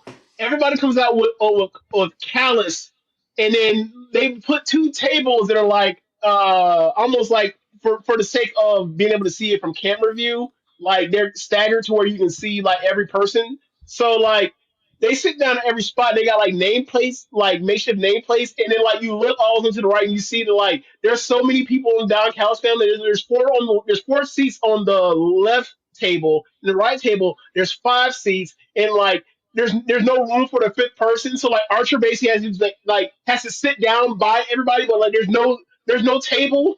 Like they ran out of table real estate. So they showed Takeshita was supposed to be sitting next to Fletcher, but he left his name tag. But no one's sitting in Takeshi's spot, which is funny. Which makes like the Archer thing, him sitting out by himself, even funnier because like no, you still get you don't get to pull your chair up to any table, but like we'll leave an open spot for Takeshita who's not there, which is fucking hilarious. And then they said that Takeshi's not there, and then as I think it's Fletcher. No, I'm sorry. It was not Fletcher. It was Rocky. Rocky unveils the picture, and the portrait. It's a painting of a bunch of ripped people of like all the members of the Callis family with wrists. It was absurd, and the one that made me laugh the most was Hold on, I might be able to find that shit. Hold on, Bro, bitch. I might be able to find that shit. when I saw the picture and I looked and I saw what's your boy's name? Mark. From Aussie Open. What's his name? I'm losing his last name. Dunkzilla. Mark Davis. When I saw Mark Davis with the 6 pack of abs, like he's one of the niggas from 300, I fucking howled. That's not him. That's Hold fake. on, I actually have it right here, and I'm gonna be able to Okay, share go ahead, it show it. and Yeah, display share it it. on the screen. Oh my god. Like, bro, all these fucking portraits are hilarious, bro. Like, what is wrong with him? Like, he's been doing this. This has been his running gag for years. For years. Like, what There we is that, go. bro? That's absurd, bro. Like, Don is here. He has familiar tattoo over the 8-pack abs. By the way, Yeah, bro. What? He's got all these boys. Like, this is what I said it is, James. These niggas is escorts. This is an escort service, dog. Like, got these niggas out here sheened up, sheened up on display, all flavors almost. Men in masks, Asian men, white men, Australian men, Mexican men, Puerto Rican men. When you said no, I lost it when you said you said Asian men. I'm like, what? Whoa. All right, man. But he goes on to say that, like, it's all good, and then Takeshita comes out, and Takeshita comes in the ring, gets in the ring, he immediately walks and stepping towards Okada. And Don Callis puts a hand on Takeshi's shoulder, and, like, I don't believe that Takeshi ever, like, his line of vision ever strayed from Okada. He just removes Don Callis' hand. And then Okada gets up and walks in front, and he's like, hey, man, for me, shake his hand. Shake his hand, we're family. Do it for me. And he comes to his senses, and it's better judgment, and he reaches his hand out to Okada, and then Okada reaches his hand out, and then instead of actually shaking hand, he reaches up and gives him the middle finger. And oh my god, I was out here. I was seated, and then I immediately stood up and started shortly jumping up and down, like, in giddiness, the happiness of, like, I love this so much. This is the kind of melodrama I live for. Like, bro, they hate each other so much. Like, imagine you Takeshita and, like, this nigga Okada had little bro to you your whole career, or most of your career, and then you're the IWGP champion. You have his belt. You think you got some on him, and he's still wiping his ass with you. Like, he has to be so bad. And then it's time for he's the one that's been the fuck nigga. Okada's been the one that's been dissing him. It's not Richard Kester. It's always Okada. And he listens to Don Callis. He's following his hand out. And then Okada shows him his ass again. To want to kill him. It's an ass whooping on deck. Oh, this was so great. Like that nigga Takeshi he's so being mad so great. I really believe he wanted to, like, spark that nigga, dog. Bro. And then when they broke it up, because keep in mind, like, Okada has this stoic face the whole time, and then when he's hitting the middle finger, stoic face. No, stoic face. And then once they broke him up, when he knew there was gonna be no fight, he couldn't do anything. Cash couldn't get to him. Then he started smiling. Oh, I know that nigga Cash is furious. He wants a ring on Okada's neck. Oh, this is so good. It's so good. Oh boy, man, I love this. I love it. And then Callis said, you know what? Enough of this. We are going to have a match where we tag together again on Collision, and I will be watching Collision. I've been watching Collision last, like, month or so now. I've been stuck on the Collision, and also they're doing Master of the Rada versus Bandito on the same show. So yeah, Collision is where it's at again. Yeah, man. So moving forward after that, Rich, sorry, so we were talking about Okada. Sorry about that. I forgot this. Did they? So I don't know if this was on Collision or if this was on Dynamite. I can't remember. But they did a Bandito in San Antonio video package. yes. What is they shot it for the internet and then they played it on Dynamite. Okay, when we get to it, we'll talk about it. Go ahead. Sorry, couldn't remember. Yeah. So they had, speaking of Collision, Olympia will be facing Mercedes Moné. She got a video package. Masked muscle lady, Yes, from CMLL. she showed up and squashed Taya Valkyrie on Collision. Man. Yeah. And she's gonna be fighting for the CMLL World Women's Championship. So James, one of those belts that Mercedes Moné doesn't defend. That's what's on the line. So Yeah, it's amazing how she never defends these things, yet they are being defended. Chris Statlander cut a little promo. She said, Mercedes, you're upset, you're embarrassed. That was really embarrassing, but on Collision, you're defending your world title against Olympia, and I will be in person there to support you. But you're here tonight, I'm here tonight. So if there's anything you want to say to my face, I'm not going anywhere. And if you have trouble looking for me, I'll be the one holding the title. You don't have the AEW Women's World Championship, so what are you waiting for? I would have thought Mercedes would be a little bit angrier after the cake. It was like Statlander. Well, I mean, you see the segment after this involving them too. So after that, we got Jon Moxley and Kyle O'Reilly, and they go to a double count out. And at this point, I'm like, man, all right, what's going on? Like, I like the first week, it was cute. I like the finish and stuff like that. Now we're doing this one. I'm like, can we just beat a motherfucker? Like, I like how they did it, but then I was just like, okay, I was had. I got worked. Yeah, I'm with you. If you give me a choice between no finish or finish, fine. Especially after the first match, you don't need a second one. But like they're building towards. I didn't know they were building towards blood and guts, but I'm still like to win or loss. But like these things have done something for Fletcher. Like the crowd actually cares when he wrestles now, as opposed to like that Fletcher match from like 3 weeks ago, where like they didn't give a fuck. Like I guess maybe it's just the Moxley. You mean for aspect of it. O'Reilly? Yeah, when O'Reilly's fighting Fletcher. Yeah, like they didn't care. They don't care about O'Reilly. I'm sorry for fucking that up. But like now it's like, the Kyles. But now it's like O'Reilly's in there with Moxley and like the crowd cares about what O'Reilly does. So like that's definitely a better use of it. But as you mentioned, 2 in a row, not necessarily needed.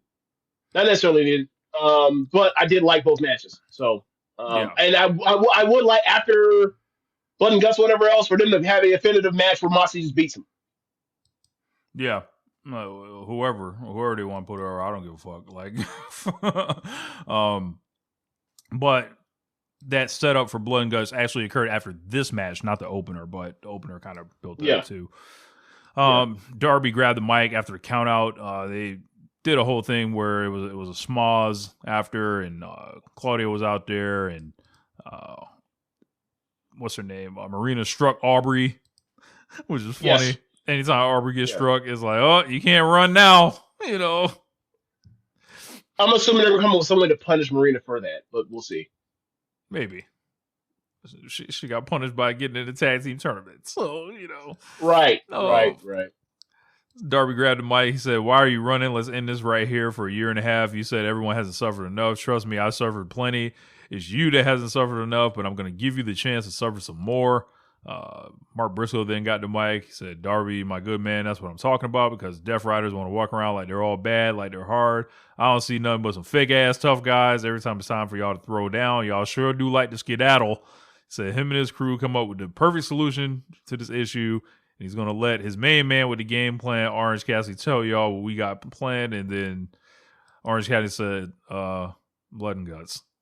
No, that's not what I fully explain it. He's like, Orange Cassidy's like, I don't want to say it. I don't want to do this. And then, like, he goaded him on to say it again. All of a sudden, Orange Cassidy's like, blood and guts. Like, Orange Cassidy didn't want to do this. Like, this shit was funny as fuck. And, like, it was really, really true to the character. And then, like, of course, Orange Cassidy would want to be in blood and guts. What the fuck? What a part of blood and guts has to do with being a slacker and being low effort? Nothing. This man drags a cage match. Why would he ever want to do that? Yep.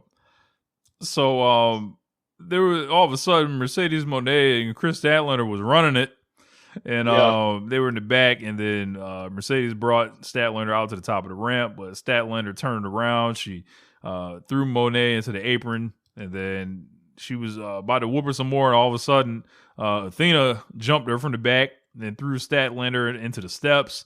Monet got her in the ring for a backstabber. Athena gave her the O-face. Then Willow and Harley came out to make the save, pretty much to set up for the tag match next week. So you had Athena and Mercedes whooping on Statlander, and I had some thoughts. And then Willow comes in and makes a save, and I'm like, God damn it! Of course, Willow would save this white woman. Of course. Willow always making saves for these white friends of hers, and it don't seem like it's reciprocated in the same way when she be out there getting her ass. Willow don't be getting whooped. That's the thing.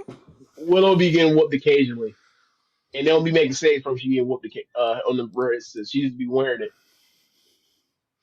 I just want better for Willow. That's all I want. Harley, I believe Harley will make a save for Willow. Everybody else, well, Harley will come out there. She might not like be able to fight all the time, but she'll come out there. That's real friends. You know, right, if for wrestling, you want to ass whooping for your friend. Yeah, you know. But I don't be seeing enough conglomerate. Willow be in danger. I don't be seeing enough conglomerating. That's all I'm saying. I don't like seeing more conglomerating. Ishii not running out. Ishii just playing the piano in the back. Ishii might not have been in the country this time. We don't know. I assume Tomohiro Ishii is in the country at all times. You know, you never know where he might pop up. At this point, it seems he like might be in Huntsville, Alabama that day for the fuck of it, James. You know, he might just be hanging out in Independence, Missouri. You know, Charleston, West Virginia. He's just walking down the street getting something to eat, and all of a sudden he finds out he's needed at the building. Don't you think it's kind of interesting that like we see Tomohiro Ishii at AEW tape or shows more than we even see Hologram at this point? Like Hologram's hurt. Oh, okay, fair enough. Forgot about that. Fair enough. The actual thing with Ishii is like he's actually the one that's here in a real character rather than Gabe Kidd, which everybody was freaking out about or whatever. Ishii's the actual one who's like part of a unit and doing losses and shit like that. Like Gabe Kidd is like a special attraction kind of person. Yeah. So that's true for now. But you know when Ishii be doing them jobs, they don't even care. He'd be like, well, if he was over here, he'd be doing jobs too. Long before we want someone that's a winner to get wins in AEW from Japan. I'm like, all right, bro. All right, man. Y'all just want to win. Oh, okay. I see how it is. Then we got Sky Blue and Julia Hart versus Jamie Hayter and Queen Emanata. The team with Jamie Hayter and Queen Emanata, they were taking some pictures together and uploading them on the internet. Very interesting ones. Let's see if I can find these. Let me see if I can. I mean, it'd be some good research. Yeah. So, like, you know, unique looking unit here. It's something, you know. Together, I thought you could have did a little more with them here. You know, you eliminated them and stuff like that. But I don't know, man. I just see, you know. Hold on, I got the joint right here. I'm about to pull it up, and this is a visual medium. So if you're hearing the podcast version, this will encourage you to come join us. But yeah, hold on. Whoop. Just 1 second here. So, look at this team. How could you not put this team over? Like, I mean, they're my favorite tag team right now. Like Jamie Hayter showing incredible strength, right here, holding Emanata. They're displaying the power, and Emanata displaying, you know, she's agile, kind of nimble, in that scenario right there. For me, I would have think they would have been able to use this power to whoop Julia Hart and Sky Blue, but turned out to not be the case. I mean, they got beat 3-on-2. Tekla was on the outside. Yeah, she was underneath the ring, came out there and caused interference and whatever else. So that happened. But like, you know, I'm with you. Like, there's no way in a 2v2 that Julia Hart and Julia Hart and Scott Blue are whooping Jamie Hayter and Queen Amanada in a tag match. Nah, not a thing. Yeah, it's tough, man. Like it's a thing. Like, but you know, sad times. Can't win them all.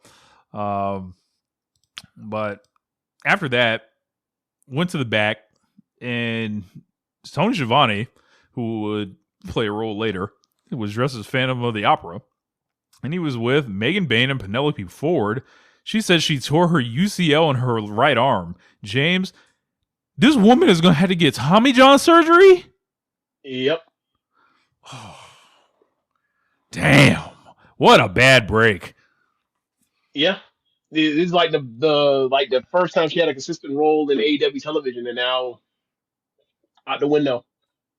Like, I actually Yeah. liked their team. Like Megan throws her around, and she's a gymnast. I mean, it worked. It worked. It was working. Oh well, or not. Oh well, dismissively, but like it sucks, and now they gotta wait or figure out where she fits in if she ever find another spot to fit in on TV again.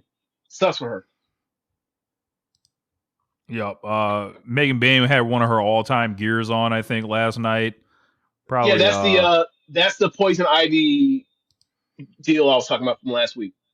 Yep. That's just stuff. So the replacement for her ended up being Marina Shafir, and she appears in the side or whatever, and you're like, well, she was like, and these women are women enough to step up, and it was like, oh shit, what is Marina doing here? Like, and you can see the dichotomy. It was like, wow, these are two badasses here. This is the equivalent of the main event where they get to sing. You get Samoa Joe and Bobby Lashley together in the middle of the ring. Like, this is like, oh no, you want to put them two together? It's like, okay, so they're winning the tournament, right? Like, because who's supposed to beat them? Right. That's Brothers in Destruction. That's somebody getting Micah. Somebody getting whooped. That's team 200 kilograms right there. They ain't whooping them. They doing the whooping.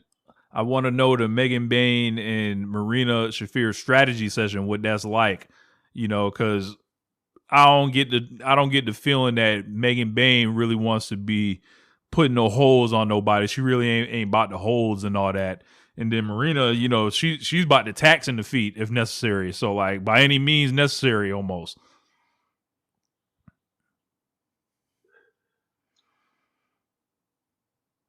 Let's move on. I you don't want to know what my thoughts are. You don't want to know what my thoughts are after you ask me what this strategy is going to be, because I had a joke that had an intrusive thought, and I'm just going to leave it there and move on. So we're going. Yeah, team live show charisma right here. So big top energy, That's all I'll say. Amazing. But yeah, so they are going to be basically replacing, Penelope in there. So it's gonna be interesting to see. And then John Moxley walks into, and he's like, he has this look on his face like, what the fuck is going on here? Like, but I don't know what it is, but I like it. Whenever he interacts between like Marina, and whenever Marina is involved with, how to say this, whenever he makes a little commentary with Marina interacting with any other woman, is always funny. Like the Statlander stuff too in the background when he had to get her that money that Tony Khan didn't pony up immediately. Like, it's always funny. It's good. Marina has really she's figured it out. She might be like the top worker in AEW. Like, she ain't look. She's whooping on dude's ass. She take a bump or two here and there. Most part, she whooping everybody's ass, and she's over as fuck. Yeah, I think Marina's awesome. So I'll leave it at that. Nice lady. Yeah. So love her character. Really, I love her character. Great theme song too. So gotta Barry Horowitz myself right there. But then it was time for the main event. 4-way match, number one contender for the AEW World Championship. Samoa Joe versus Hook versus Bobby Lashley versus Ricochet. This match went off. Yes. It was awesome. I thought Ricochet looked fucking amazing in this match. Yes. I thought Lashley worked very hard in this. Yes. When Lashley fucking knocked Hook off the apron, I was like, I need that gift. Like, that shit was amazing. I popped so much for that shit. Didn't he yell at him to calm down before he did that too? Yes. He's like, well, he had him like, he basically was putting his head down. Calm down. Shit was funny. Yes. Because I don't know if that was a work or a shoot, but because that's what makes it funnier. I don't know if it was like some, hey, bro, relax, or nah, your character is tripping. So in character, I mean, tell you to calm down too, because you biting off more than you can chew. You put too much dip in your chip. But yeah, I like Bobby Lashley. For the stuff with her syndicate that we talked about in detail over the past year or so, is like, hey man, when it's time to present him like he's a threat, the crowd believes it and he plays up to it. Same for Joe. Like, that was one thing for me. It was like watching this Joe stuff recently. It's like, hey, as you mentioned, like you can put them in the main event slot and they will do well with it. But unless they're in the main event slot, you don't really know what to do with them. And yeah, man, like that Joe and Lashley thing, when they faced off, the crowd went for it. They were going up for it, and I don't blame them, because like them two give off. Look, it was been in a fight time. That's that what it was. Is that what it was? And that's what people look. Regardless of how whoever you think the greatest wrestler in the world is, or the best wrestler in the world, or in-ring performance, whatever else, seeing two big niggas that are protected, like go face to face, will always work in pro wrestling. Pro wrestling is gonna be really fucking simple sometimes. Big motherfucker that's protected versus big motherfucker that's protected, and they go face to face. That means, oh my God, someone's getting their ass whooped. And these two of the baddest motherfuckers, ass whoopers in the world right now, so we want to see it. It's real simple. Sometimes it be real simple. Yeah, I thought Hook even like did decent in this match. Like one of his throws on Samoa Joe looked really good actually. Yep. It looked better than the ones with Jericho. Yeah. Jericho was like, nah, nigga, not going up. Jericho I don't think it was I'm not going up. I just think it was like it just looked better. I don't think it was a flat out German. It wasn't rolling German. That's what it was. It was a different throw. I think it was like a T-bone. Yeah. Or 50-50. Yeah, that might be that. I think that made it look better. I don't think German and Samoa Joe was. I don't think he was going for that. Yeah. It's interesting, man. So they basically have Bobby Lashley chase Ricochet away, and by the time he's back in the ring, Hook is getting submitted, and he's out there tapping out for his life. And Hook, somebody had to lose here, and I guess that's why I'm just glad it wasn't Ricochet. Look, I'm very glad it wasn't Ricochet, and I'm like, man. There was also a spot where he was going nuts, and like he had the shooting star, and I was like, oh, he's gonna win. Yeah, that kind of fooled me too. I was like, I know they ain't doing it, but. Nasty. I was like, fuck. I was like, I wish they would, because I think if anybody has earned, a title shot right now, it's Ricochet. Like he's been great, this whole year, and even last week, obviously Hook would have not been a good option at all, but either of those three guys.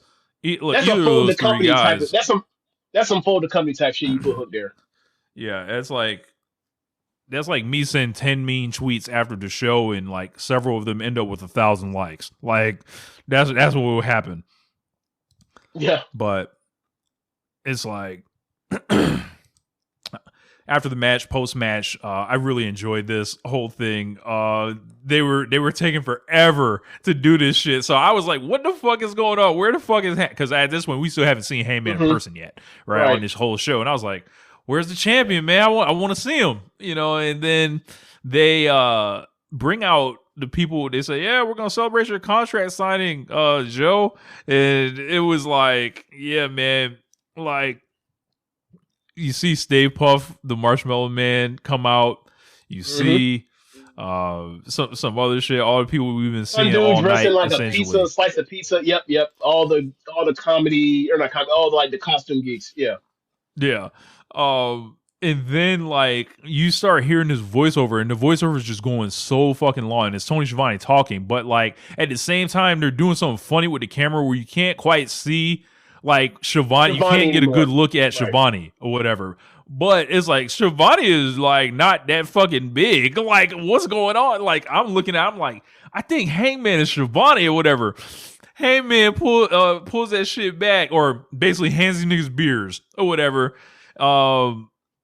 After they had cleared out the rest of these people, because Joe was like, nah, man, I already know what's up. I know you would Stay Puft or whatever. They whooped their ass. And he was like, make sure I'm safe before I sign this.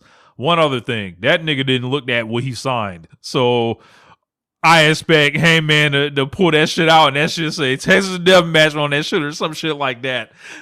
Look for that. And Hangman gets in the ring, which we think is Tony Schiavone, and he's like toasting. He fucking blasts on Shibata, knocks him the fuck out, takes Hobbs out, peels that shit back, and this crowd comes fucking unglued for this nigga. And then he takes Joe out, and I thought this was a really fun angle. I like this. I thought it was like very smart, like obviously kind of contrived, corny or whatever to an extent.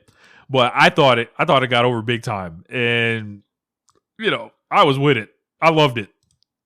Look, man, we talking about a dude ultimately, like, for the first time he ever wrestled in front of 10,000 people in America, like, went out there and got sent away by dick druids. Like, Hangman Adam Page he does not embarrass easily.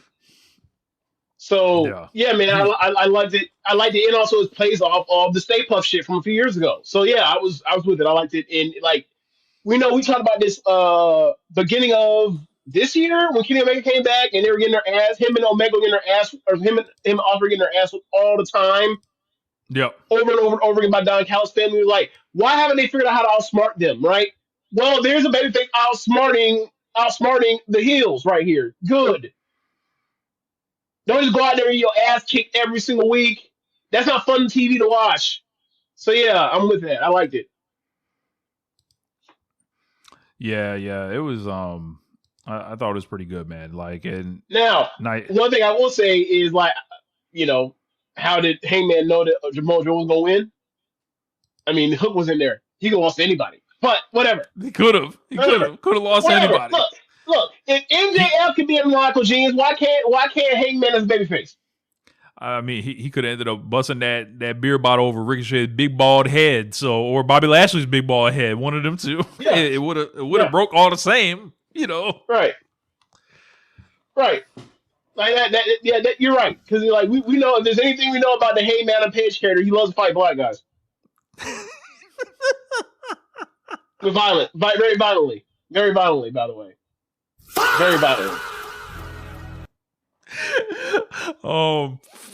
But yeah, man.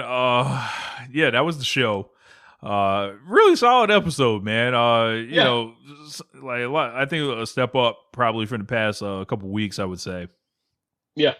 The 4-ways were great, and then you had this angle here, and then you had the Okada Takeshita Don Callis thing. Yeah, man. Like, you know, that's how you know the show was good. They had they had the talking segments hit.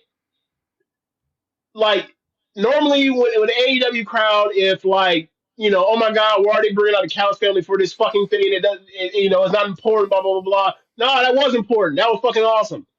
Like, you want to see Takeshita and Okada get to each other, and you want to see, like, how it's going to fall out with the Don Callis family and who's going to be on the outs, and you know who's going to be on the outs already, but that's what makes it compelling. You're already you know, slightly ahead of the main the main protagonist in it, so you know how it's gonna end. It's gonna be, you know, painful. It's gonna be painful to see him get excised from the Don Callis family, but you're gonna get Okada and Takeshita. Yeah, man. The latest Victor Wembanyama stat line has come in, James. I want to read it. I didn't know they had a game tonight. They won first 5-0 start in franchise history. Victor Wembanyama, 27 points, 18 rebounds, 6 assists, and 5 blocks. What did he shoot field goal wise? I do not have that information yet, but that's another part about it is like he's shooting like 36% from three, and he's shooting like damn near 60% from the field so far this season. Like he's only playing 32 minutes or some shit. Right. Man, it's gonna be sick, bro. Like I think they're. Can't wait to see that. They're gonna be up there, but they're gonna fuck around and get the 2 seed at this rate. I'm saying, I thought I was alone in thinking that.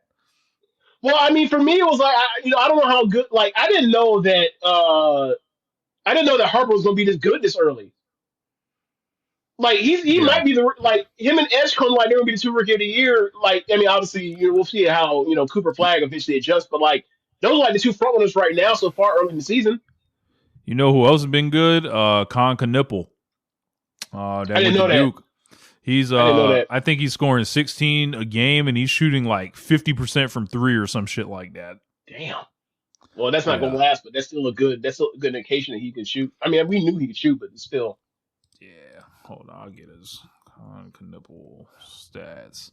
Yeah, he's that nigga scoring 16 a game, 52% from the field, 53% from 3.